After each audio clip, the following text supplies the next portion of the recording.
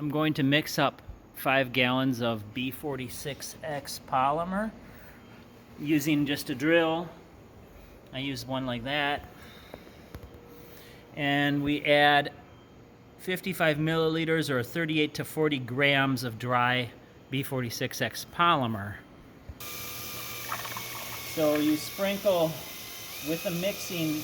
I try to add it to the faster moving water so that the particles are very carefully wetted individually. If the water is moving quickly at the edge where they hit, they scoot away before the next particle falls in place. We added warm to hot water to mix this up so it dilutes faster and thoroughly expands it at least in an hour. So I get this whole cup in carefully like this. You want to go slowly or you'll have chunks or globs. When you're done adding the dry, you can mix it for another 3 or 4 minutes and let it set for at least a half hour before use. Better yet, an hour.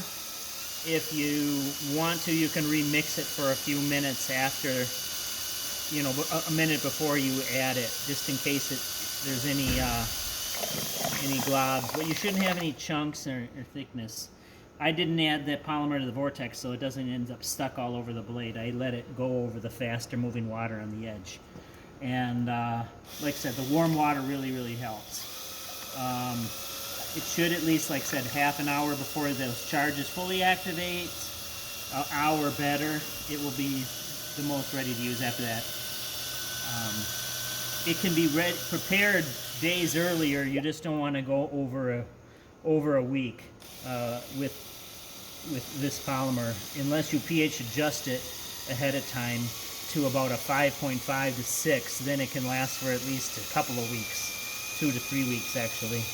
If it's high pH water, it may not last quite as long, only a week usually.